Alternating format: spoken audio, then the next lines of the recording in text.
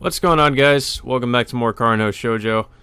So there's actually a surprising amount of people that want me to play this game. I did not actually know that. I did not know that there was at least somewhat of a demand for me to play this. But apparently people do want to see me continue this playthrough. So I will, like I said, I will try to upload as many videos as I can of this one. But obviously the primary visual novel playthrough I will be doing will be Grisai no Kijitsu. However, I will be trying to do this on the side as much as I can. Just keep that in mind as much as I can. I will try to do it as much as possible. Fortunately, this visual novel really doesn't have any routes. The routes that it does have lead to dead ends, so there's really no reason to go through any of them. And like I also said earlier, I will be looking up a guide for this one because it is incredibly hard. If you do anything wrong, if you slip up once, you will fuck up and you will fail. I know this from experience. This game is very unforgiving in that regard. So, yep, we are continuing with this dark murder mystery. Shenanigans await us, and I can't wait. I can't wait for for us to get into the for this game to get even darker, because trust me, it will. I have to say, I've had better mornings than this. Yeah, I'm pretty sure. I've thought about my dead wife again. I get the feeling that I had a horrible dream, but I can't remember what it was about. Well, we didn't see it. I actually thought that we might, if we did have a dream, we'd probably see it, or a nightmare. It's still March, but when I got up, I was drenched in sweat.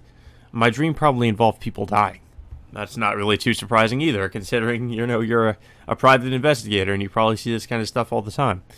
There was the war. Then I became a policeman and encountered murder cases. I saw enough human death to become tired of it. But even then, I never grew used to it. That's right, he was, I'm pretty sure that they do mention this in the earlier videos, but I just kind of want to reiterate here.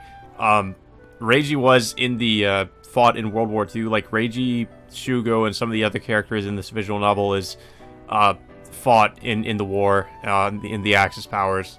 So, this is kind of like, it also has to do with the aftermath of World War II, to some extent, and, like, just the, because they lost, so, like, just the general, atmosphere and depression after World War II happened. Nissan, are you awake? The sliding screen opens and Yukari peeks her face in. Yeah, I'm fine. How about some breakfast? You can go ahead and eat first. You're going to the academy before me anyway, right? Oh, Nissan, you don't remember? Today's the day we go to the art museum. Oh, that was today? You're hopeless. I'm getting things ready, so please hurry and get up. That was close. If she hadn't reminded me, I would have gone straight to work, no question about it. Right now, I really need to focus on my efforts on the case, not leading around a bunch of schoolgirls. However, a person of interest will show his face at the museum today. Well, hey, this has to do with the case. Mori Yoritsuki, the guy who was together with Nishizono Yui. I need to make contact with him carefully, without getting Yukari and Toko involved. Well, time to get moving. We're going on a field trip. When we reach Ueno, we see Toko waiting in front of the station. Good morning. Ah, Sensei, good morning. And here I was thinking you wouldn't come. Also, I hear people apparently really like this character. I really like Toko too, but I like I said in the comments, do not get too attached to any of these characters. Like, and I'm not trying to spoil anything here. I'm just saying, don't get too attached to any of the characters in this visual novel. Even characters you don't think are going to die. You never fucking know. I mean, because potentially, depending on your choices, they could die.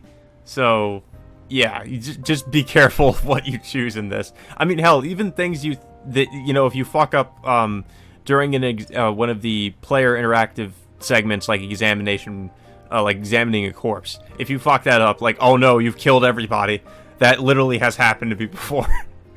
You wouldn't think that would do anything, but oh, how wrong you would be. Who do you take me for? Where's Mizuhara-san? Looks like she's not here yet. Well, might as well take the opportunity to give this to her. Earlier, you said that your pencil's nearly used up, right? Yeah, I can still use it, though. Then why don't you use these? I hold out a box full of pencils. Huh? Toko looks up at me wordlessly, then taken completely by surprise. What's wrong? I guess in like the 1950s, pencils were very hard to come by. It's like, oh hey, I got you a lot of pencils. You know, it's not like he could easily gotten those anyway, but I don't know. I mean, gesture of kindness, why am I questioning this? Is it really okay? What is? Is it okay for me to take these? Yeah, put them to good use. It's not like they're really fucking expensive or anything. At least I wouldn't think so. But then again, 1950s, maybe the prices were... I mean, I know the prices were very different, but come on, they're fucking pencils. Okay, thanks, Tokisaka-sensei. I'll make good use of them. Toko nods happily. Is everybody here? I think you could tell at once if you looked. Mizuhara replies at once, not bothering to hide her bad mood. Oh, right, her. Yeah, I think we saw her in the second part. I hate this girl. Mizuhara, whatever. The one who's also called Toko. She's very fucking annoying. Just the three of us. I guess he wants to show us his teacherly qualities. Toko flashes me an evil grin. Let's just get going, okay? So we're just leading around three of these girls. I thought we would be just leading the whole class around this art museum. I pay the fee for 4 people, and we go inside. Framed paintings are hung everywhere along the walls. Toko, let's take a look at the ones on this side. Okay. The two of them take off together. Where's Yukari? I turn around, but she's not there. Looks like she went to browse without me noticing it. What the hell? Everybody's just going to do their own thing. There's no sense of unity or order here. Well, you're not being the teacher here, Reiji. You need to corral all of them and order them to stay together. I feel someone staring at me. I guess she's part of the art museum staff. When I turn around, a fair-skinned girl is staring at me. Is something? As I call out to her, I realize she's not Japanese. Oh yeah, of course, because blonde-haired people are never Japanese. She curiously tilts her head at me. That's how anime represents like foreigners half the time. It's like, oh, they're blonde, so obviously that means that they're not of Japanese descent. I guess she doesn't understand me. Do you understand Japanese? What? Huh? That was Japanese just now, right? Stella. Stella, is that your name? The girl gives a slight nod. Alright, Stella, could you tell me about Mamiya Shinzo? Shinzo? Yeah, I'm not very well versed in the field of art. I see. And Stella nods and walks to the front of a painting. This is a work that Mamiya Shinzo painted before the war. The delicate brushwork and bold colors make him highly esteemed, even overseas. Suddenly, she launches into a very fluent explanation of the piece. And over here, we have something he painted after the war, at Hiroshima. For several months, he walked down streets still scarred by the atomic bomb, and painted this. Stella? Yes? Stella looks at me, her manner returning to normal. You're quite knowledgeable. It's my job. She nods slightly, then continues. The theme of Mamiya Shinzo's latest exhibition is rebirth. Most of the works here exhibit that theme. Religious art, such as the Resurrection of Christ, is the focus. Not only do we have works from the art museums in Osaka and Kuroshiki, but Mamiya himself has allowed us to display works from his personal collection. Huh. Now that she says it, I can see every one of these works has either life or death depicted on it. Comparatively speaking, I suppose his newer works feel they have a greater impact because they were painted after the war. It almost feels like an obsession. This way. She grabs my arm and pulls me over. In the innermost part of the exhibition room is a huge painting, and standing before it is Toko.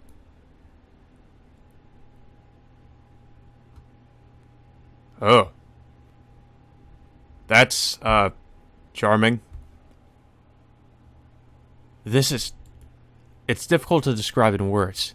It looks as though the girl will hatch from the egg at any moment. Toko is staring intently at it, transfixed. And yes, that is the cover. That is the game cover. Just so, in case you were wondering. So, from that we can assume that whatever this painting is about, or the meaning or significance of this painting, will somehow come into play again in this visual novel. I won't say how, and I won't say why, but I'll just say that. I find myself comparing Toko's profile to the girl in the painting.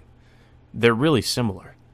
It's almost as though this was painted just before the end of the war, and is considered Mamiya Shinzo's greatest masterpiece.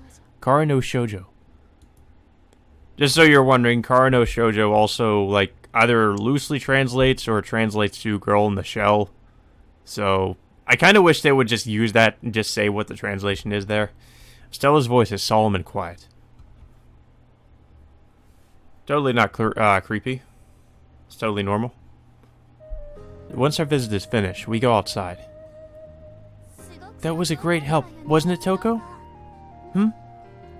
Yeah, sure. What's up? You don't look so well. I guess I'm just a bit tired. It's about time we went home, Nissan. You're right. I'm worried about Toko's condition. Earlier, when she was looking at the painting Kara no Shoujo, her expression had glazed over. Could there be more to it than... Masterpiece or not, it's still a painting. The girl shown there may not be identical to Toko. That said, I can hardly dismiss the similarity as a coincidence. Her mother, or perhaps a relative, one of them might have been the model. But now that I think of it, the girl doesn't look much like Toko's mother, Chizuru. Huh? I catch sight of someone out of the corner of my eye. Of course, I had some questions to ask him while I was here. Yukari, I'm sorry, but could you go home without me? I don't mind, but is it for work? That's right. I understand. Please be careful. Yukari heads over to join the two Tokos. I turn back to the art museum. Oh, there's that guy. When I get inside, there he is, Mori Yoritsuki, arguing with Stella over something. Photography, not allowed. Oh, come on! It's not a big deal! But it's not allowed. I got permission to cover this, though. But photography, not allowed. Okay, break it up, you two. Now is as good a time as any to interrupt. If I can get a good rapport getting with him, then talking with him later will be easier. Who are you? We just met a minute ago. Your name? I realized that I never actually told it to her. I'm Tokisaka Reiji, a detective. I make sure Mori can hear. He gapes in astonishment. Reiji? Yep, I don't mind if you call me that. I keep an eye on him as I continue talking to Stella. If he were sharp, he'd show some kind of reaction when I called myself a detective. Oh, so you're a detective? Huh? That was definitely not a sharp reaction. Is he really not connected to these cases, or is he just putting on a show? You're Mori Yoritsuki-kun, right? How do you know my name? I've been looking for you. Are you familiar with a girl named Nishizono Yui? Since we're obstructing the exit to the exhibition room, I get straight down to business. Yeah, I know her. Looking astonished, she gives a reply I wasn't expecting. I guess it was around fall of last year. I met her at the park. We talked. I asked her to be a subject for some photos. Perhaps you don't know who I'm talking about. Huh? What do you mean? It doesn't look like he's playing dumb. Right now, she's gone missing. Are you serious? Come to think of it, I haven't seen her since New Year's. I was sure that she had dumped me. He doesn't sound like he's lying. Is there anything I can do? For now, you can just answer my questions. I'll do anything. I'll show you all the pictures I've taken up until now. Up until now? Do you have any pictures of Nishizono? Yeah, of course. I'll bring them over later. Alright. Then why don't we meet up tonight? There's a cafe called Moon World in front of Kichijoji Station. Alright, catch you later then. Yoritsuki turns around and leaves the exhibition room. I still don't know whether I can trust him. What I do know is that he'll bring me some information. Yeah, Stella's a bit of a weird person, I'll just say that. she's I don't know. I don't know if she's she's a little bit eccentric. Stella's staring at me. What? Reiji. A detective? Yeah. I see. Apparently finding that to be acceptable, she leaves. She's like a fucking robot. I really don't get that girl. Yeah, you're not the only one. I've arrived at Inokashira Park. I've come here to confirm what Chojiko told me yesterday, but I look around the area. There are a bunch of kids playing by the pond's edge. I guess I'll try asking them. Hey, you guys, got a second? You want some candy? What's up, old man? Well, I guess I can't help it if that's what I look like to them. Have you seen a black piece of cloth drop somewhere around this area? I've seen it. Really? Yep. Taka-chan here put it on and played with it. Where is it now? Taka-chan said it got blown away in the wind and got stuck on top of that tree. As he says that, the kid points up at the sky with his finger. I follow his line of sight. Indeed, there is something black caught high on the tree. That's way up there. Thanks, kiddo. Now, how am I going to get that? I guess I'll just have to climb it. Well, good luck with that. How many years has it been since I last climbed a tree? Just a little more. My fingertip catches on the cloth. Good, now to reel it in. Falling from here would be no laughing matter. And then he falls. What the fuck? Sensei, what you doing? A familiar voice rises up from below. I look down with the cloth in my grasp, but the branches block my view. But with no choice but to throw the cloth over my shoulder, I make my way cautiously back down the tree. Phew, let's not do that again. And there's Tojiko, waiting for me at the bottom. Tojiko, what are you doing here? Hey, that's my line, and don't call me Tojiko. Forget it. Is it this piece of cloth? Is this what the Black Madonna from the rumor was wearing? Don't look at me, I'm not the one who saw her. As she says that, Tojiko takes a closer look at the black cloth. It looks like it could be worn by a person. Look at this part, it has a hole in it. Sure enough, there's a hole in the part that she points out. It looks as though it could be worn as a rain gear. So if this is the Black Madonna, aside from the matter of the black egg, the mutilated corpse that was discovered near here isn't really connected to the other cases. That means the mystery is completely solved, right? By her expression, Tojiko is dead serious. No, Tojiko, you don't get it at all, do you? I just wanted to savor the move. Don't call me Tojiko. I part ways with Tojiko and wait for Uzumi in front of the station, planning to hand the cloth over to him. Just when I'm starting to think I'd have better luck at Moonworld, Uzumi comes out from the ticket gates. Yo, what did you say you found? This. A piece of cloth. It might be like the other one. So you think so too. The other one refers to the piece of cloth that was wrapped around the corpse. Can you see if they're the same? Sure, I can get it done. But how is this going to help? It might not help at all. Now wait just a... Calm down. It's not a reliable piece of evidence, but at the very least, it might show us that the murders in the room are related. Hurry up and get me a suspect. If you don't, then the number of these corpses is going to increase. I know that. We're closing in, but the hard truth is that we haven't found a single piece of evidence that will be a clincher in finding the killer. The western sky is beginning to take on a tinge of crimson. Now, where should I go from here? Ah, fuck. Well, these always end up being... these are actually important where you end up going. Okay, so first we should go right back to fucking Moonworld, apparently. I've arrived in Moonworld. The place should be empty around this time, so I should be able to relax here for a while. Huh? Oddly, nobody welcomes me upon my entrance. At first, I assume they're busy, but there are no customers inside. Instead, Kyoko and Hatsune are huddled together at the corner of the counter. Well, how about this then? That'll be within budget. Hello? You have a customer, ladies. Oh, Tokisaki-kun. Kyoko finally acknowledges my presence. Could I get a Hey, why do you have ice cream at this time of year? There's a plate piled with ice cream on the counter. Hatsune-chan said our place needs a new menu. Well, that's because people complain that we only serve biscuits. I think it'd be nice if we had more cakes and things like that. You're turning into Starbucks. Food that doesn't keep for a long time is a pain. Then some general snacky foods would be fine, right? Snacky foods. Is that a word? Snacky? Well, why don't you try making some, Hatsune-chan? Me? Sure. Hatsune nods, full of confidence. And while you're at it, hey, could I get some coffee? How long am I supposed to wait here?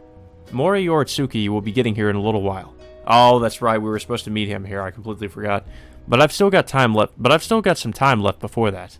I suppose I should go somewhere else in the area. Sorry, Kyoko, I'll be back later. I bid farewell to the two ladies, still engrossed in their discussion behind the counter, and go outside. Oh, okay, so I was just going to fucking leave anyway. Whatever then. So the next place we should go is Takashiro Hospital. I've arrived at Takadanobaba. I've arrived at Takadanobaba. Say that 10 times fast. I don't have any business with her right now, but there's a sign hung on Takashiro Hospital's front door reading "In preparation." This isn't a restaurant. Well, now what? Go inside or leave. I guess we should go inside. Well, here goes. Why the heck am I going out of my way to enter this death trap? Because there's a third party controlling everything that you do. So, Don't complain, mister. Well, it's not as though there's a dangerous beast inside, but there may as well be. Yeah. She's having herself a grand slumber. Sleeping atop the autopsy table, her belly exposed, Natsume-san lets out another snore. Ugh. She's sleeping on the fucking autopsy tape. That's where corpses go, you fucking disgusting slob. God damn, that's... Ugh. Take a shower. Be patient. That place is... Yeah. She's squirming around and saying things in her sleep. You've become so big. Hurry up and get over here, Shu-chan. I don't want to know. She's hopeless. Let's get out of here. Everywhere we've gone, it's like, let's not go here.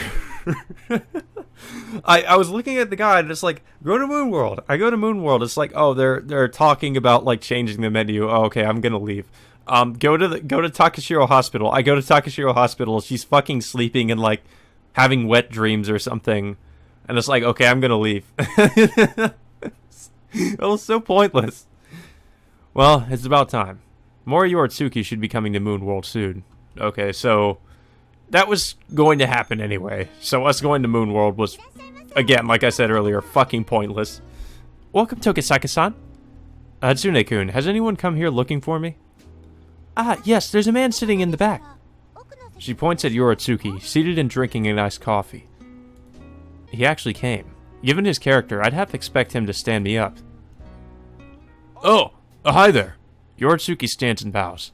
I didn't think you'd really show up. Why's that? His curiosity, oddly enough, is written across his face. Why? Didn't you know that you're a suspect? A suspect of what? He's completely oblivious. I'm talking about the possibility that you kidnapped her. Huh? Why me? Out of Nishizono Yui's circle of acquaintances, you're the most suspicious. The police also have you marked. Ozumi's the one who had given me data on him, so of course they're treating him as a person of special interest. But I didn't do anything, you know? If that's your story, then would you show it by telling me everything that you know? Of course! Flustered, Yoritsuki pulls several photographs from his bag. I took these shots last year. In the center of each is a smiling Nishizono Yui. This might be the first time I've seen her with an expression on her face. Some show her reading a book. I try looking for any identifiable characteristics on her body, but I can't find anything of note. However, do you know what this thing is attached to her bag there? Huh? Oh, that's a decoration. A black egg. A black egg? I'm pretty sure she said she got it from a friend. All her friends went around with ones just like it or something. Her friends, huh? Sato Ayamo didn't know about the black egg. How do I go about rounding up all the friends besides her? It looked like an ordinary egg, dyed and with the insides removed. Say, do you know who was in her circle of friends? No way, man, we weren't that intimate. If Koizumi Kei and Takegawa Yumi were among them, the black eggs they were carrying around might have been the same ones discovered inside their bodies. Well, where is she right now? I can't tell you that yet. I have to get some more information regarding the rumor of the black egg, even if I have to be a little aggressive. Someone connected to that group of people as the killer. Just as I'm heading home from Moon World, I see a familiar face on the street. It's Kochiki Fumiya. He's walking over here. I guess he's seen me too. Good evening, Tokisaka-sensei. Hello. Going somewhere to do some drinking? Nah, just going for a walk. Fumiya laughs lightheartedly. I'm not a drinker. Oh? Well, it's not that surprising. He doesn't strike me as the type to really enjoy drinking. Looks like you had to take care of Toko-chan today as well. Oh no, I was just a chaperone. Come to think of it, she was really quiet today. I suppose it's because she saw that painting. Really? She seemed pretty cheerful this morning, though. If you don't mind me asking, Kuchiki-san, do you have any relatives who resemble Toko? Huh? What do you mean by that? Well, there was a portrait in the art museum we went to today that looks exactly like her. I'm a bit curious because it was drawn just before the end of the war. The mood of a painting can change completely depending on how you look at it. Isn't it possible that after you saw Toko-chan, it influenced how you viewed the painting? I guess that sounds plausible. Well, it is a doctor's advice. Or it could be Chizuru. I don't ever remember her modeling for a painting, but... No, don't worry about it. I was curious, that's all. Fair enough. Well, I'll be off. Sure, see you. I've returned home after walking from Kichijoji, so I better lay out my plans for tomorrow. What are you doing here? Ah, welcome home, Sensei. Yeah, glad to be back. I let out a sigh as I enter my room. Pulling a cigarette from its case, I light up and take a drag. Phew. As the smoke diffuses throughout the room, I realize how hungry I am. I wonder what's for dinner tonight. But first, there's this other thing that's been bothering me. She said dinner's going to be roast salmon and simmered taro. What the hell are you doing here? Not too quick on the uptake, Sensei. Tojiko is lounging in the living room, acting as though she owns the place. Suzuriko, you're eating here too, right? Yukari came out of the kitchen. Of course, because it's going to be some of Yukari's home cooking. What in the world is going on here? After dinner, I take a bath and return to my room. It looks like Tojiko's staying the night, even though they have class in the morning. I've got to continue my investigation at the school tomorrow. First off, how am I going to get information about the rumor? Ask Seiki to do it. Okay, wow, okay, that's what we're actually going to do. Yep, ask Vice Principal Seiki to do it, I guess. I guess I chose both of these options before, except asking Vice Principal Seiki. Should I ask Vice Principal Seiki to get information out of the students for me? Nissan, this isn't something they'd willingly divulge to a teacher, is it? Yukari has entered the room without me noticing, and now regards me with a shocked expression. Well, hey, I'm actually a detective, so he probably has to give it to me. Guess I have no choice. I'll ask Tojiko. Huh? Ask me what? Why the heck do you guys pop up when I least expect it? Well, our room is next to yours.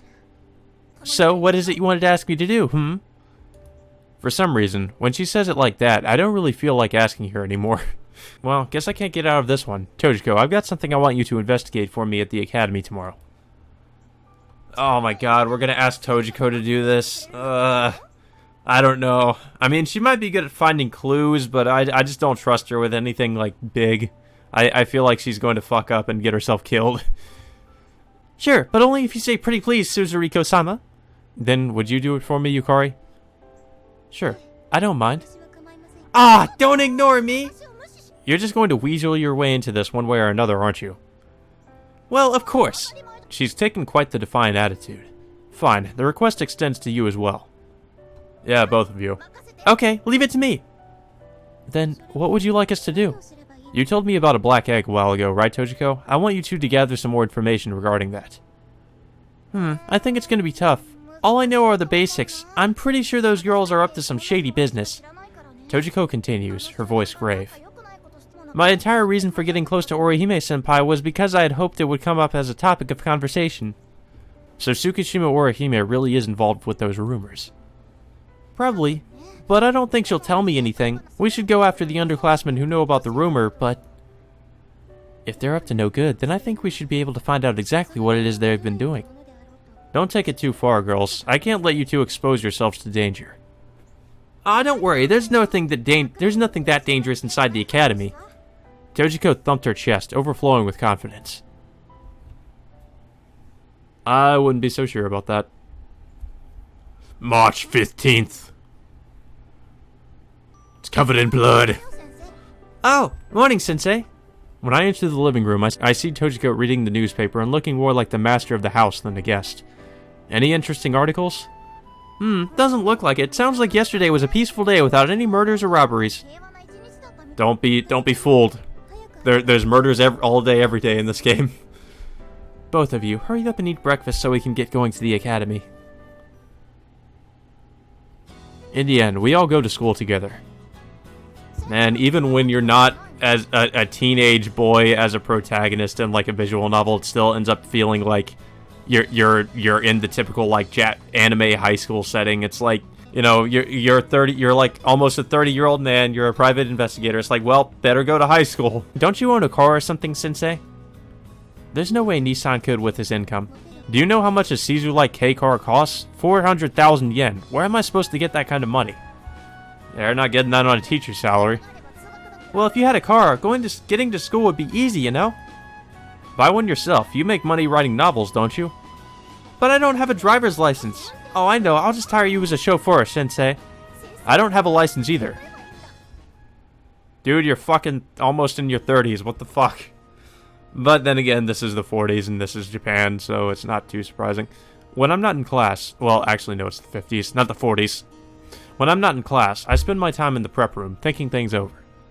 This most recent murder, there's been a lot of information collected already, but there must be something missing. Nothing is falling into place, except for a growing number of spent cigarettes falling into their place in the ashtray. Sensei, you there? The door opens and Tojiko enters. Did you find something out? Yeah, this sounds like it could be serious. Saying that, she closes the door behind her. I heard from a first-year student that you can't get the black egg unless you become part of the schisma. Schisma? The split in the Christian church? I don't know what it really means. It sounds like this schisma even includes students at other schools, but I get the feeling that they're not around anymore. Most likely are murder victims. Did you learn any details about what this schisma did? Yeah, rounding up delinquents, they called it. Delinquents? For prostitution? Most likely, Nishizono-san and Imamura-san were probably forced into it. I'd suspected this was the case, but hearing it confirmed is... On top of that, it's said that they used drugs. Who's the ringleader? Now that, I couldn't get them to tell me. Tojiko's tone suddenly changes. She's sharp enough to have figured it out. All signs point to one girl. Well then, next up is the Black Madonna. Killed by the Black Madonna, what did Tojiko dig up about that rumor? Nothing about that in particular. It goes hand in hand with the Black Egg rumor, really. But do you know where it started? I've been investigating Dante's Divine Comedy, but it never mentions a Black Egg. I'm sure there's more to it, but the girl I asked didn't seem to know. I guess there's no way to know unless you're one of the schisma. I see. Thanks, Tojiko. How many times do I... Oh, never mind. See ya. Oddly, Tojiko leaves without her usual protestations. It's evening. I drop by the faculty room before I leave to say goodbye. Oh, Tokisaka-sensei. Just the person I wanted to see. What's happened? Vice Principal Seiki speaks restlessly, as if in a hurry. The truth is, third-year student Tsukishima-san has been absent today. However, she hasn't contacted us, and when I called her home earlier... Don't tell me, she's not at home? Seiki nods gravely. It seems that she left the house this morning as per her normal routine, but there's been no trace of her afterward. Did you contact the police? Well, not yet. Then do so immediately. This is no time to worry about appearances. Shit. Suppressing the urge to rush out at once, I fire off further instructions for Seiki. Please tell Sergeant Uzumi of the MPD Investigative Division that I'm requesting an emergency cordon to be set up around the academy. Turning, I call out to Kusaka as he enters the faculty room. You too, Kusaka-sensei. We need to find Tsukishima-san. What happened to Tsukishima-san? She may have been dragged into this string of murders. Okay, right away. Kusaka leaves in a hurry. Vice Principal, you wait here for people to contact you. Do you have any pictures of Tsukishima-san? Right over there. Seiki points over at the desk, receiver in hand. There's a small picture of Orihime nestled between what appear to be some sort of identification papers. Then I'm leaving matters here to you. With that, I go outside. I rush outside and take stock of the area. If she was abducted on her way here, a lot of time has passed since then. We may need to expand the search zone beyond this area. Where do I begin? Oh, fuck. Well, this is actually going to be pretty important. Obviously, we should start with Moonworld. She would obviously go to Moonworld. I've arrived at Kichijoji Station. There's a lot of people around this area, so there's a chance someone has seen Orihime. I go from person to person, showing them her picture. No luck. There were plenty of people who recognized Orihime's photograph, of course. However, not one of them had seen her for several days, much less today. Oh, hello, Tokisaka-san. Hey, Hatsune-kun. On the job right now? She's holding a paper bag. I imagine she's out shopping. Yeah, have you seen this girl today? Good timing. I'll see if she can help. Wow, she's so pretty. What happened to her? She's gone missing. Huh? You mean... Hatsune's breath catches in her throat. It doesn't look like you'd recognize her. Yeah, I'm sorry. No need to apologize. Thanks. Wait. She raises her voice unexpectedly as I'm about to leave. Please, you've got to find her. Yeah, of course I will. As I watch Hatsune leave, it comes back to me. In that incident 5 years ago, she lost the people who had been looking after her in the same way. I will find her, I swear it. Oh, okay, so where else should we go here? Takashiro Hospital? I don't know why we would, why would we go to Takashiro? Okay, well, whatever. Let's go over to Tsukishima Hospital. I've come to Takadena Waba. There's the slightest chance that she's in the area. Oh, if it isn't Tokisaka-san. Natsume-san. She comes walking over to me. She must have been on the way out. Great timing. That food cart over there is selling something really funky. Something called Russian yaki. Forget about that for now, Natsume-san. Have you seen this girl? I cut her off mid-sentence and show her the photo of Orihime. Ah, you're such a meanie. What's up with this girl? She's been missing since this morning. She's probably involved with those previous murders. Oh. Well. Natsume-san's eyes shine dangerously. So, we're looking at our next corpse, huh? Natsume-san! The sudden forcefulness surprises even me. Please, this isn't the time for jokes. You're right. Forgive me, Tokisaka-san. At once, Natsume-san composes herself. Does she look familiar? Can't say she does. This girl's quite a looker. I can understand why she'd be targeted. These murders can't just be targeting girls for their appearances. It's gotta be something more delusional. Some kind of grudge or hatred. I doubt she's around here. You're right. I've gotta check some other place.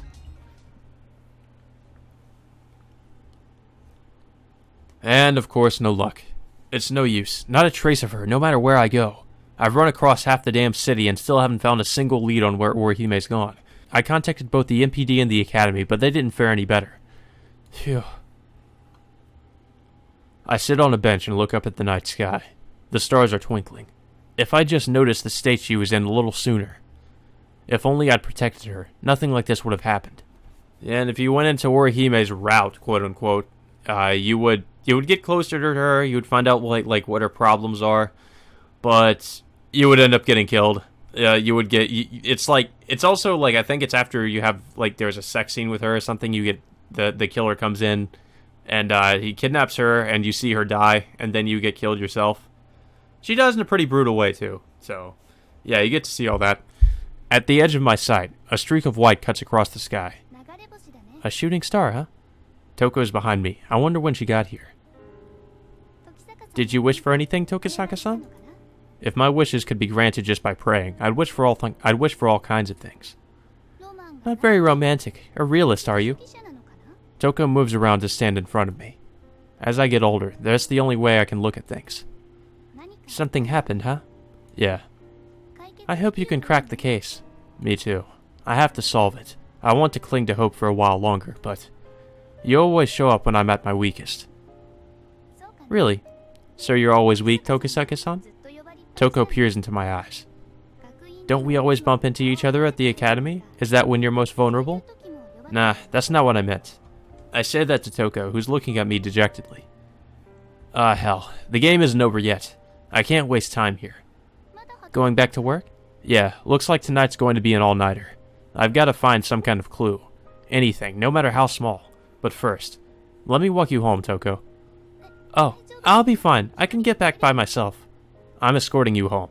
Yeah, I can't really blame him with all the fucking murders. Just in case. I want to avoid having her go back by herself, even though she's not a likely candidate to be the next victim.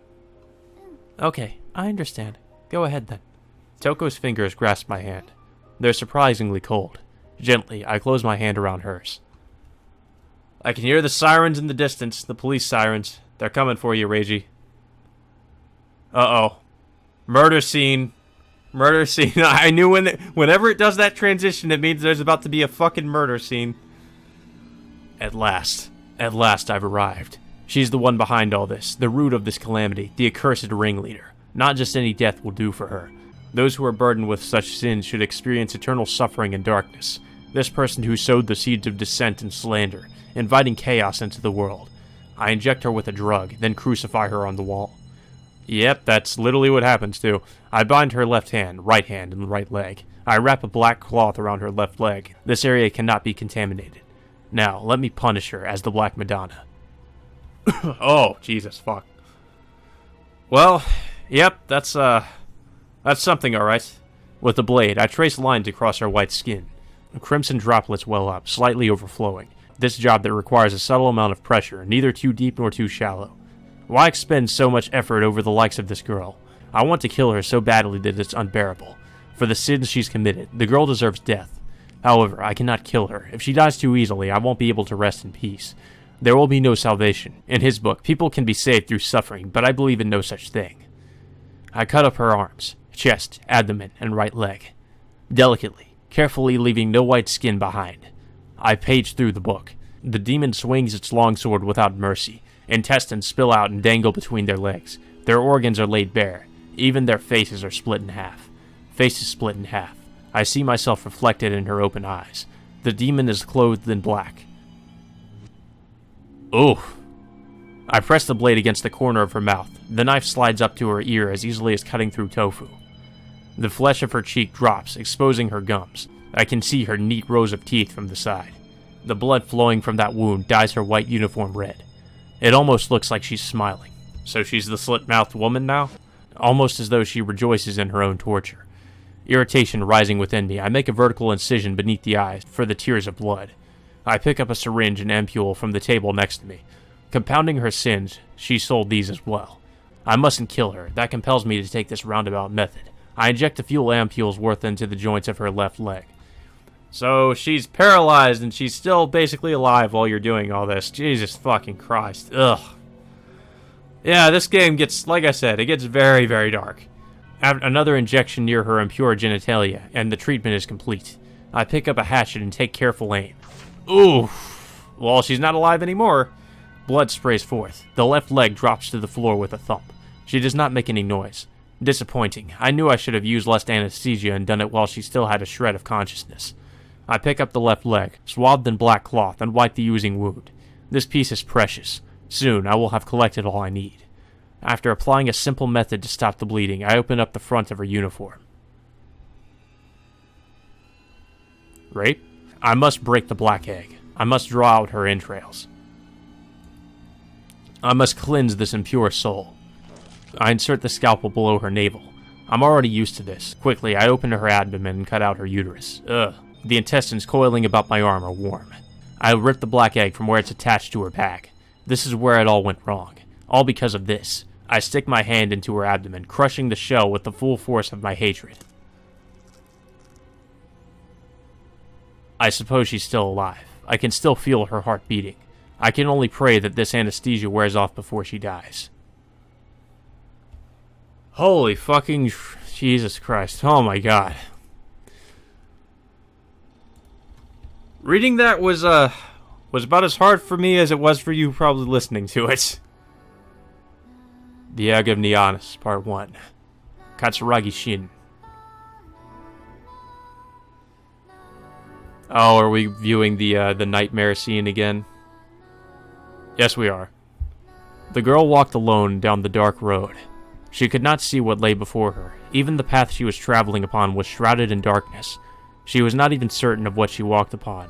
Be it dirt, sand, gravel, or densely overgrown weeds, the girl's footfalls were light. It was almost as though she walked among the clouds. Still, her stride never faltered. She was blessed with a reassuring companion, the black egg that she'd carried with utmost care. The egg was far larger than an ostrich's. Indeed, it wouldn't be an exaggeration to even call it a dinosaur egg. She kept it in a firm grip, with both arms, so that she wouldn't drop it. Every now and then she pressed an ear to its shell, then nodded repeatedly in agreement, as though it were a perfectly natural thing to do. Each time, she changed direction and continued walking.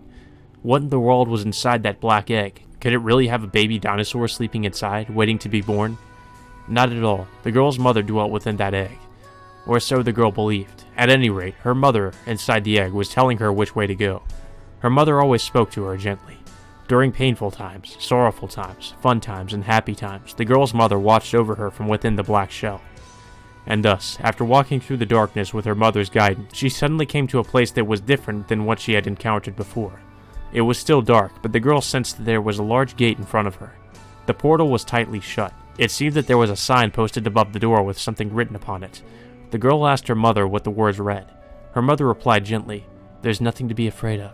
You're a strong, intelligent girl." The girl was overjoyed to hear that from her mother. "I hope I can find Mother's body soon," she murmured, while stroking the black egg, then pushed open the gate.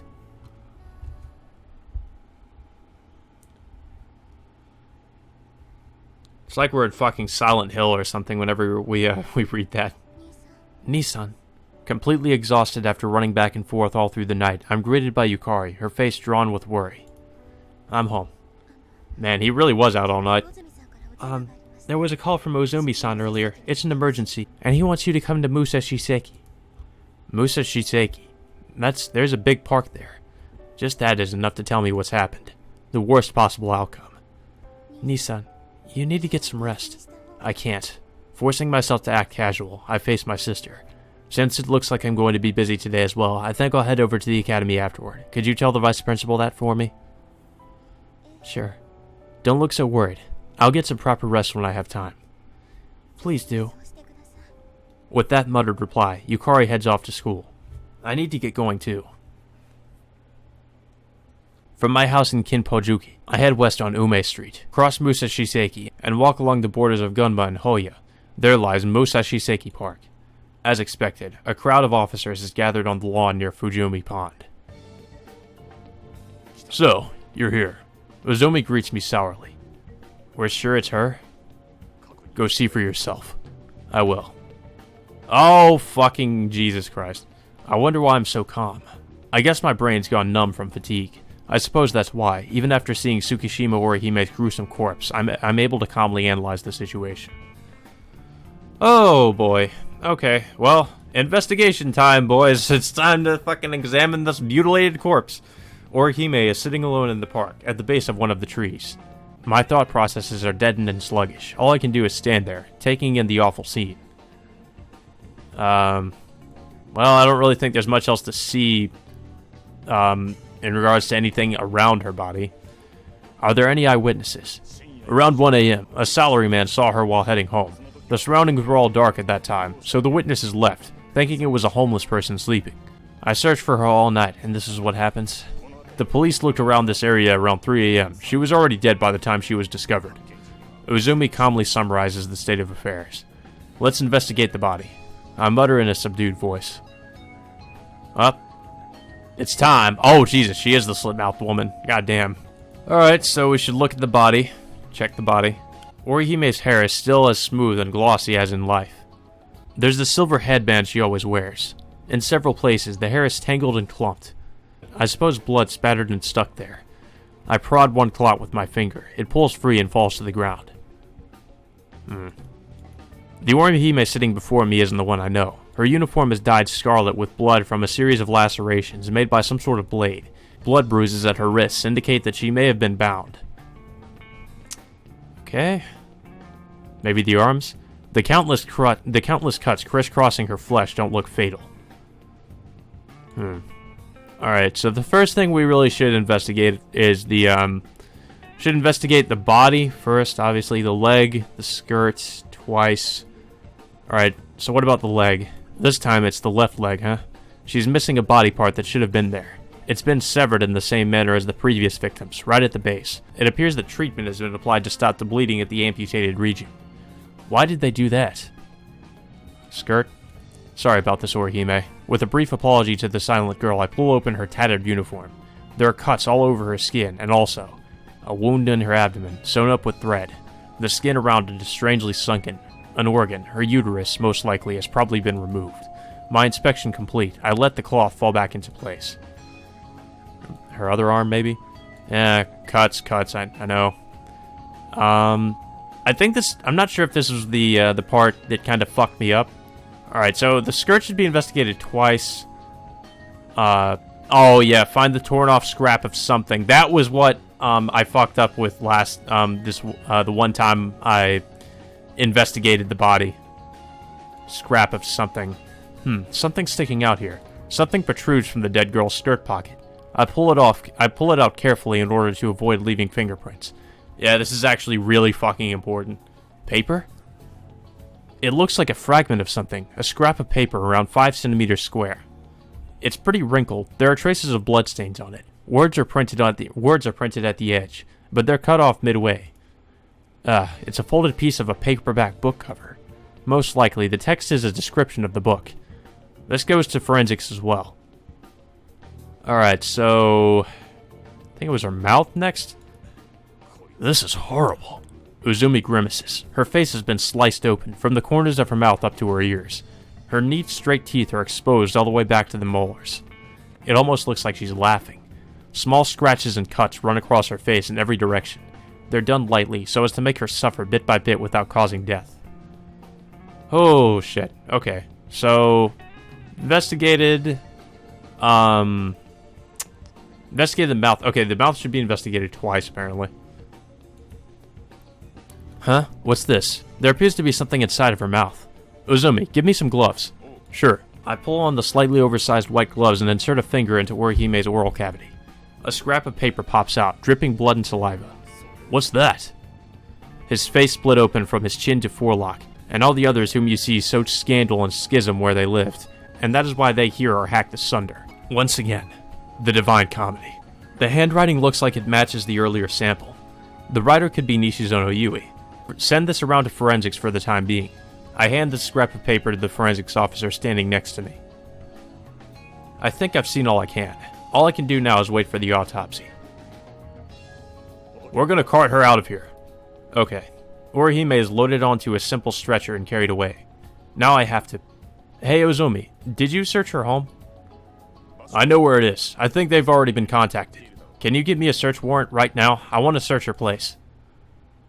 That's gonna be hard. The Tsukishima family's influence rivals that of the Ayasaki family of the West. You won't be able to just waltz in there. Really?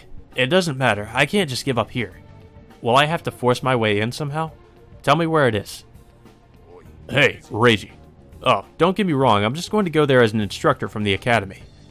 That's not going to work out. But that means that if you find anything, it won't be accepted as evidence. I know. I doubt I'll turn up anything pointing directly to the killer anyway.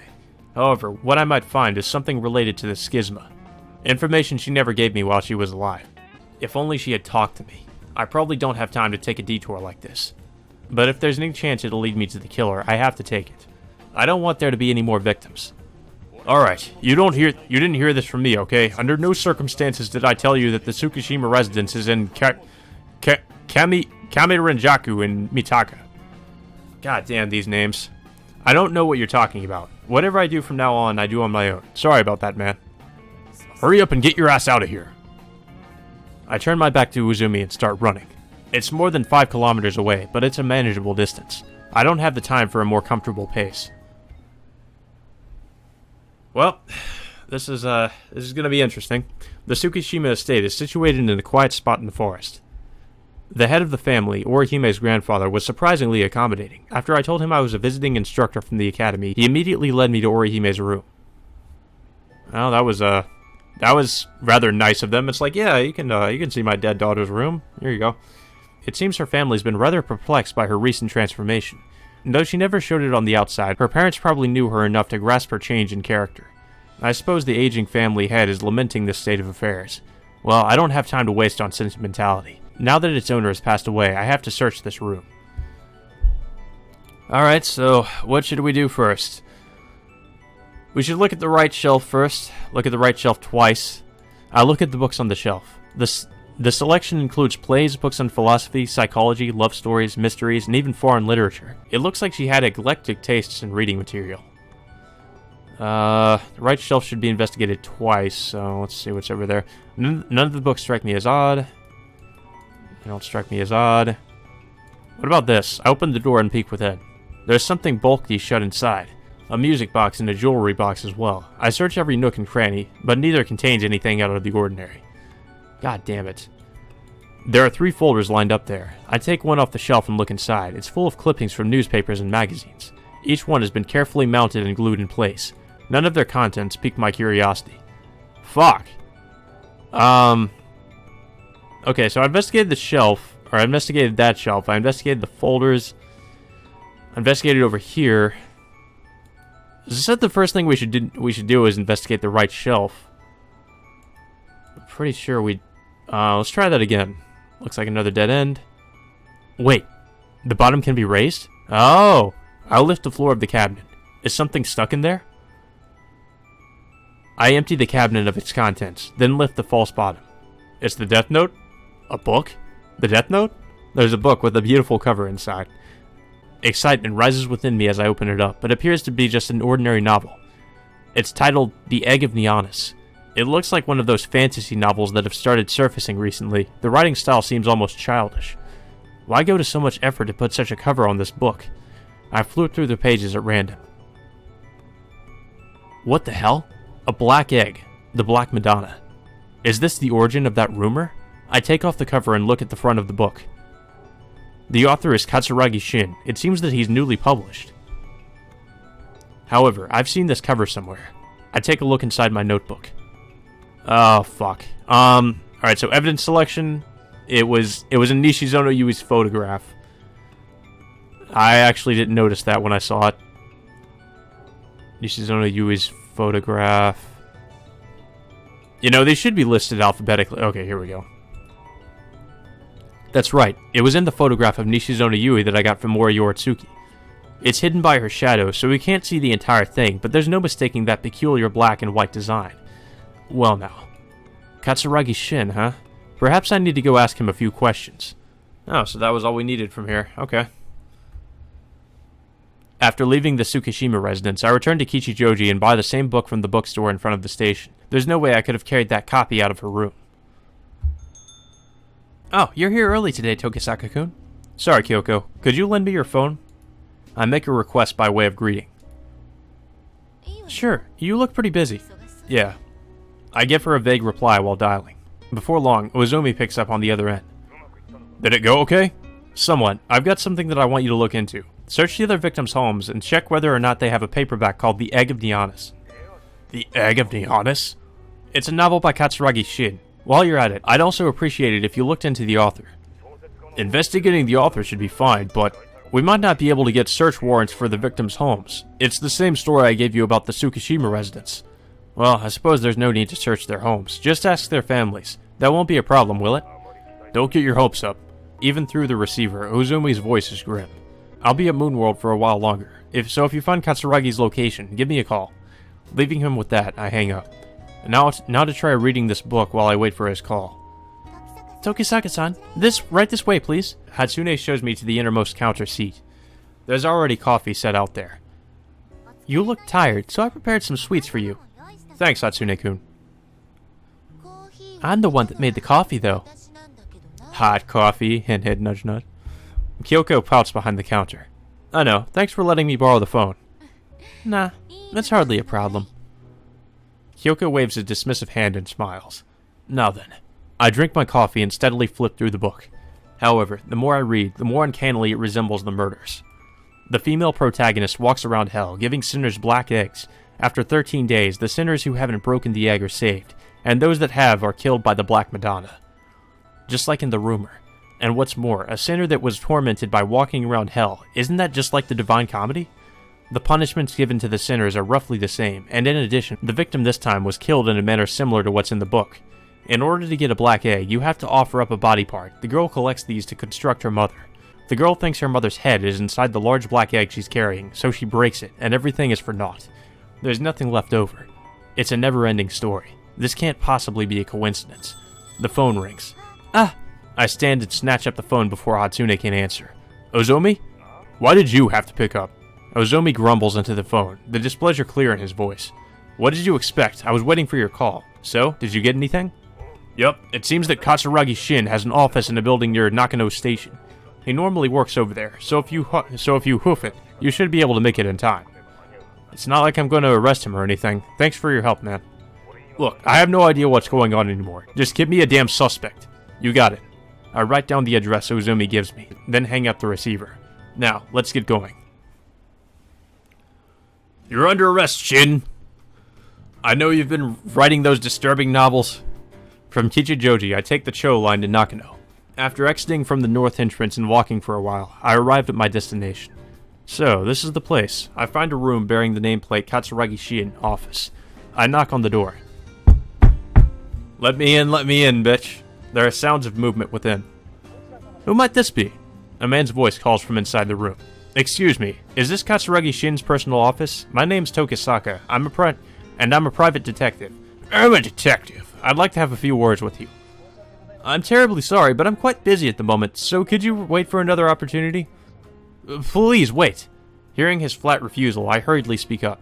There's a chance that your book is connected to some crimes, Katsuragi-shin. I'm referring to the work, The Egg of Nyanis. My novel connected to crimes? Please, just a moment. Yes, of course. Looks like he'll speak with me after all. I suppose any author would take interest if the contents of his book were being used as the basis for murders. The door opens, and a young man comes out. Thanks for waiting. I'm sorry, but the inside is rather messy, so could we talk out here? Yes, if you'll allow me to ask you some questions, then here is just fine. There's not much foot traffic around here, so there shouldn't be any problems talking about it out loud. I'm sorry about before. I'm Katsuragi-shin. Then let's start over. I'm Tokisaka Reiji, a detective. Right now, I'm investigating a case at the request of the MPD. Well, I suppose I've got to bluff a little bit. At the very least, Uzumi was the one who gave me the job. From the police? So that actually happens, huh? Katsuragi nods, looking like he buys it. Well, the recent series of murdered students, I'm sure you've probably read about them in the newspaper. I can only suspect that this string of crimes has used your book as a reference. You're talking about The Egg of Nyanis. That's right. You know its content better than anyone, right? But that story was never meant to have murder as its theme. I know. It was the punishment of sinners, walking around hell. You gave it the same motif as Dante's Divine Comedy, right? That's correct. I wanted to make a more accessible version of his work, but if that's the case, then don't the murders use the Divine Comedy as their source? That's what I believed at first. However, that was wrong. The key similarity is not the Divine Comedy, but your Egg of Nyanis. The egg? It doesn't take Katsuragi long to catch my meaning. Even if you've fallen into hell, there's still a faint glimmer of hope left. That's what the black egg is supposed to represent, but... The same as Ryunosuke Akutagawa's The Spider's Thread, right? It's not the same. His masterpiece shows how ugly human selfishness can be. My work simply can't reach his level. Hence the black egg. The conversation's veering dangerously off course, so I steer it back to the topic. We think the victims probably read The Egg of Nyanis. That's still under investigation, of course, but there's no disputing that some of them have read it. Oh? It's not the killer that was trying to imitate the text? I'm sure the killer has read it as well. However, the victims are all people who had read your book. I guess that's not surprising. I'm told the novel's popular among schoolgirls. It has very few adult readers. After saying that, Katsuragi puts his hand to his chin and looks downward, thinking about something. I think it was the end of last year, soon after The Egg of Nyanis went on sale. I met a female student who had read the book. At that time, I was still just starting out, so we talked about quite a few things. A female student. Do you remember her name? I signed the book she had, but I didn't write her name at that time. Just who came to this place. It might be someone I know. Oh no. Let's see. So apparently it was probably Nishizono Yui. There we go. There's so many people to choose from. Could it possibly be this girl? I'd take Nishizono Yui's photograph out of my notebook and show it to him. Yeah, that's her. This girl. That white uniform left an impression on me. We think that she's been killed in connection with these murders. Are you serious? What should I do about this? It looks like he's honestly surprised. I don't think he's putting on an act. I passed off some conjecture as fact and mixed in a few leading questions, but... If my book is being used to commit crimes, then this is a grave situation. Please allow me to help you in any way I can. Okay, I'll be counting on your cooperation when that time comes. Then I'll take my leave. I've still got work left to do. With a final bow, Katsuragi vanishes inside his office. So Nishizono Yui came into contact with this man. But is that somehow related to these cases? I've returned to the academy. For now, I need to report what I've discovered today to Vice Principal Seiki. In the hallways, the students are out in force. It must be lunchtime. However, their expressions haven't changed from the usual. They're too quiet. I doubt Orihime's murder has been announced inside the school yet. If they knew, there'd be no end to the chaos. But for now, at least, it's business as usual. Excuse me. The faculty room is deserted. Presumably, everyone's in a conference regarding the murders. I'd better make an appearance myself. Oh, Tokisaka-sensei. On my way into the hall, I bump into Kusaka. Hey, Kusaka-sensei, where's Vice Principal Seiki? The Vice Principal had something to talk about with the police, so he left the academy a little while ago. I see. I guess I can't report my findings if Seiki's not here. There's no point in staying here. I need to use what time I have, so let's go to Takashiro Hospital. Sorry to interrupt you. Nah, I don't mind. We exchange parting bows, and I leave for the hospital. No. No, please. Please don't go back here. She's gonna be sleeping again, and it's gonna be disturbing. I take the Seibu Shinjuku line to Takeda no Baba. Fuck, I'm never gonna get that right. Then head to Takashiro Hospital with all haste. Ignoring the dissection in progress sign on the door, I stride on in. Ugh. Well, you're gonna throw your lunch right back up, buddy. Oh, Tokisaka-san, here again? Natsume-san is drinking tea inside the autopsy room. Ugh, how can you do that? The bed's neatly made. Did you want to know the autopsy results that badly? Yes, please. Alright, let's take it from the top. The body belongs to Tsukishima Orihime, a student at Oba Girls Academy. You already know that. The cause of death, blood loss due to the wounds all over her body. It looks like they wanted to kill her slowly. I don't need your personal impressions. Impressions are everything to a coroner examining a corpse. Anyway, there were vital reactions in every single one of the cuts. That includes the mouth, abdomen, and site of amputation. You're telling me all that happened while she was still alive?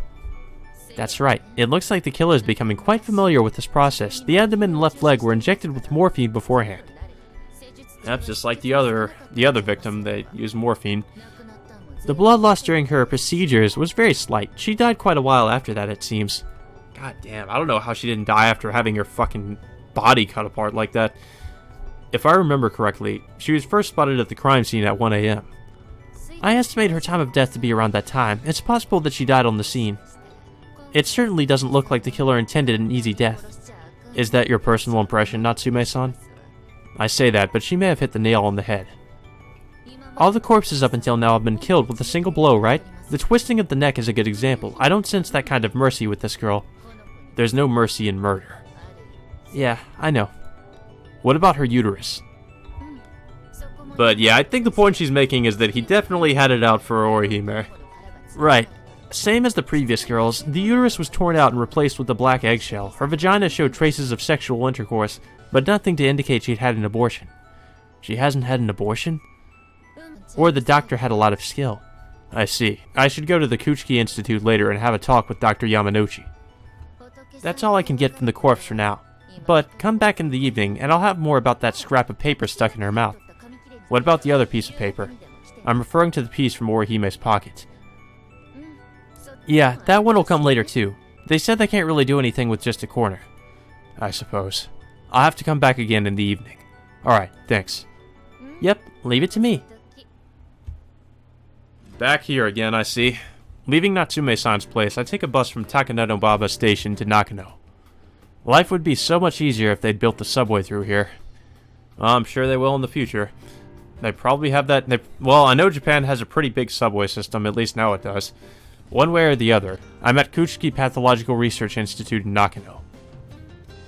The first thing I see upon entering is Dr. Murase, grouchy expression and all. You here again, you motherfucker? What, you again? Yep, exactly what I thought. Hello. Wanting to keep things civil, I bow to him. The director isn't around. No, I've got business with Dr. Yamanouchi today. Yamanouchi? Get it over with quickly and get out. Yes, of course. This relationship is going places. Yep, I can definitely tell. Reiji has a very dry sense of humor. Excuse me, is Dr. Yamanouchi around? Yes, that would be me. Oh, Tokisaka-sensei. Is it alright if I call you that? Well, you're not a student. Goharu emerges from inside the room. Sure, I've come here again because I've got something else I'd like to ask you. I see. Right this way, please. I was hoping you'd ask me on a date instead. Why do you always come to talk to me about murders? She leads me to a reception sofa, and we sit down. Last time, I asked about abortion surgeries performed here. I've got one more person I'd like you to investigate. Her name is Tsukishima Orihime, another student from Oba Girls Academy. You just know how to break the ice, don't you, Reiji? Tsukishima Orihime-san. Please wait a moment. Actually, I don't believe that she's had an abortion, but I'd be grateful for any records of other hospital visits. Sure, understood. Koharu heads toward the shelves in the back. I doubt this will tell me why Orihime was killed, but it's a lead I haven't followed up yet. What's this? It looks like Tsukishima-san was never present for the regular health examinations. Really? Yes, the student's medical records are stored here, but there's no record of her ever having a physical. Koharu tilts her head quizzically as she reads. You mean to say she hasn't had any treatments done here? That's what it looks like. Tsukishima-san comes from a large family, so they might have a special arrangement, like a resident family physician. I see. A daughter becoming pregnant before marriage is definitely a stain on the family's honor. It'd throw the whole household into a panic. I guess so. The family... And then it hits me. Dr. Yamanoshi, the students come here accompanied by their families, right? That's right. Almost all of them visit the hospital with their mothers. When Nishizono Yui came here, who was with her? Her mother passed away in the autumn of last year. Did she come here alone, or... Nishizono-san came near the end of last year, but was she alone? No, she was alone in the examination room, but I believe there was someone waiting outside for her. And who was that? I don't know that. It might have been her brother. He was older than her, but... Nishizono Yui's older brother? That's... Well, if she'd been associating with men, that is still on the table. But as a member of the Schisma, the delinquent student prostitution ring, could she have been dating someone? No. It might be this guy, Nishizono Yui's male acquaintances. It could possibly be him. Yeah, I'm pretty sure it's going to be... this fucking dude. Pretty fucking obvious, but I'm just gonna I'm gonna check. I'm gonna check just to be sure. Oh no! No, it's not. It's not. Okay. Okay. I was wrong. It's actually Katsuragi Shin. Wow. Okay, so, yeah, I would have thought it was some other... I thought it was gonna be the other guy. Could it be this man? Ah! Yes, I'm sure it's him. I believe he's a patient of the psychiatric department. Really? I can't believe Katsuragi Shin is connected to this place. Dr. Saito is in charge of the psychiatric department. I think it's better if you go talk to him for the final details. I understand. Thank you for all your assistance. I bow deeply. Now, off to the psychiatric department. I have Kohara write an introductory card for me and exit into the hallway. Now, where's the psychiatric department? Are we actually going to try to find this ourselves? Are you the person who has business with me? Huh? When I turn around, there's a man in a lab coat. I'm Saito Tamaki, the psychiatrist. I'm pleased to meet you. Nice to meet you too, but how did you know I was looking for you? Simple enough. I got a call from Yamanuchi-kun telling me you were coming to see me. Since there was a guy all by himself in the obstetrics ward, I figured it out right away, Tokisaka-san. Oh. Let's not stand around and chat. Come along, I'll show you to my office. Taking the lead, Saito sets off. And his office looks exactly the same as all the other ones. I'm taken to his room in the psychiatric ward. There's a huge painting hung on the wall. So you're trying to find the man who was with Nishizono-san when she visited the obstetrician? Yes, this girl. I show Saito her photograph. You're absolutely certain that the man was Katsuragi Shin? Katsuragi? Yes, that's right. He's one of my patients. Have you seen him together with her before? I've seen them together outside the hospital. That's all I can tell you, though. Is that so? Katsuragi Shin told me he didn't know Yui's name. If this place is where they first met, it wouldn't be so odd if he didn't know, but... Right. Speaking of Nishizono-san, her brother's one of my patients. What? That's the first time I've heard anything about this. There's nothing in her data to indicate she had an older brother. Oh, you didn't know. Damn it. Saito's embarrassment is plain on his face. Yeah, could you tell me more about them, please? We're not supposed to divulge personal information about our patients. I'm sorry, but is there any way around... Well, I suppose it was inevitable. Sighing heavily, Saito adjusts his posture. As far as I know, Nishizono-san's parents divorced at the end of the war. The little sister left with the mother and took on the name Nishizono. And her brother's name is... In the chaos after the war, many family registers were lost. Probably because of that, there were no records of their being siblings. At least, according to Kusaka-san. Kusaka Tatsuhiko? Is he honestly telling me Kusaka Tatsuhiko and Nishizono Yui are siblings? He's a teacher at Oba Girls Academy, right? I wonder how that feels, to have your sister you haven't seen for over 10 years not even recognize you, and have to interact with her as a teacher on top of that. Saito steps up to the painting on the wall. I can only guess at his suffering upon learning of her disappearance. It's unimaginable, even to a psychiatrist like myself. It's a large painting depicting people engulfed in flames, writhing in agony, purgatory, a work by Mamiya Shinzo. At any rate, he hasn't been here once since the start of the year. Yeah, Mamiya Shinzo again, he shows up quite a bit, doesn't he? He hasn't come here? Correct. Can you honestly blame him, given what he's going through? I'm just an ordinary detective, not a psychiatrist. As the words leave my mouth, I'm already turning things over in my head. Your sister has gone missing. That would indeed be terribly disturbing and painful. I can't even bear to imagine it happening to Yukari. But if something like that happened, wouldn't the normal response be to frantically search for her? At the very least, that's what I would do.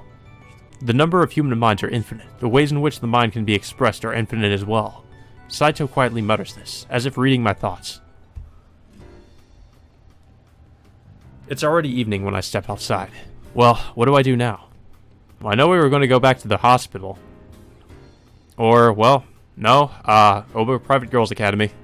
That's right, we're probably going to confront, or at least we're probably going to try to confront Kusaka. I've returned to Oba Girls Academy. The halls are completely deserted. I suppose the majority of the students have gone home. When I peek into the faculty room, I don't see the teachers in the meeting. I had wanted to have a talk with Kusaka, but I suppose there's nothing I can do about that. There are times when haste makes waste. From now on, I'll need to keep a close eye on some people. Huh? I look out the window and see a figure, clothed in white, sitting in the corner of the schoolyard. Yep, it's her again. She's at her easel. The pencil in her hand isn't moving. She's staring fixedly at the canvas, almost as though she's meditating. Suddenly, those almond-shaped eyes turn toward me. Why are you all out of breath? Toko giggles. Well, I hadn't intended to rush over here like that, but Tsukishima Orihime has been murdered. I see. So that's why all the teachers were running around. Her tone indicates that it's not her problem. Goddamn. Which is true, I suppose. I wasn't involved with her in any way. Toko mutters to herself, her eyes barely open. And that's why you're worried about me now, Sensei? Of course, that's not it. Well, I suppose we, Nah, I mean, that's what the guide says, so maybe we should, maybe we should say that. That's not it. That's not it. No intention, no hesitation at all. Hearing that hurts more than I expected. Toko smiles bitterly. All I wanted was to tell you what happened today. For what reason? Do you think I might be the next target? That could be true for anyone. If I assume it's impossible and rule someone out, then by the time I realize something has happened, I'll be too late. Then does that mean you're going to protect me? I will. Those are my true feelings. I don't want there to be any more victims. I'm relieved to hear that, but you can't save everyone, you know. I know that, all too well. There were so many who I couldn't protect. That's why from now on, at least, I absolutely have to watch over those close to me. If you worry like that, you're going to break down. Toko whispers into my ear, a slight grin on her face. Okay, well, next stop should probably be the hospital. At least I would assume it's going to be the hospital. Where is this? Takashiro Hospital? I've arrived at Takashiro Hospital. I do have business here, honest. It's about the scrap of paper stuffed into Orihime's mouth. I love how he's trying to convince the person reading this that he has business here. The analysis should be finished by now. I really am not just going here just to, you know, have sexual relations and do the friends with benefits thing with Natsume again. Well, Tokisaka-san, you're pretty early, aren't you? Aren't you the one that told me we'd know by evening, Natsume-san? Nobody likes people who come early. That could be interpreted many different ways. What the hell is she talking about? The scrap with the writing has been done. However, you'll have to wait a little while longer for the other one. Will it take a long time? Come on, Tokisaka-san. The corpse has only been in here a few hours, you know. I'm not a miracle worker here. Please do what you can. Well, if you're willing to give all you've got, then I'll give it my best shot too. Natsume-san's gaze falls none too subtly upon my groin. God damn it! So, the other one's done, right? Come on, give me the details. You're no fun. Well, I suppose that's part of your charm. The same as the one from before, Nisudono Yui-san's handwriting. The saliva is Tsukishima Orihime-san's. It looks like it was stuffed in there before she died. So it's as I suspected. All the evidence is coming together. Well, I'll leave the rest of the analysis up to you. Oh, leaving already? I'm super lonely here. I'm a busy man. Why don't you invite Uzumi over? He doesn't have a woman in his life either. But Uzumi-san's behavior is so stiff. It's no good if he's not gentle like you, Tokisaka-san. Good night, Natsume-san. Why the hell does she have to talk about me like that? Ugh. Can't imagine having to deal with her. The sun is set by the time I get home. Welcome back, Nissan. I'm home. Dinner will be ready soon, so just wait a little bit longer. Alright. Yukari disappears into the kitchen. Her behavior hasn't changed a bit. Yep. Just goes back to slice of life shenanigans. I suppose she doesn't know Orihime's been murdered. I don't know how she couldn't know that. They said it'd be announced at the academy tomorrow, so I think it'd be better if I don't broach the topic at this point. Oh, so she might actually not know. Thanks for waiting. Yukari returns with a tray of food. For now, let's eat dinner. And now I'm going to lament in my room while smoking a cigarette. After dinner, I take a bath and return to my room. Phew. I sit on a cushion and smoke a cigarette. Yep. Same routine. Staring at the tiny calendar on the wall, I reaffirm that today is indeed the 16th. Tomorrow is March 17th. Has it really been 6 years? I'll go visit her grave tomorrow. It's good timing, since the academy won't be holding any lectures. Well, even if I were swamped with work, I'd make the time. Every year on this day, I pay my respects to Yukiko. For 6 years, it's all I've been able to do. There was a serial killer on the rampage then, too. I wasn't able to stop them. And sure enough, 6 years later. What the hell am I thinking? I can't be weak like this. I don't want the number of victims to increase. The killer is within my grasp. I can feel it. Just a few more days. I want to put an end to this, quickly. But tomorrow. I turn off the light. Tomorrow, I have to pay Yukiko a visit.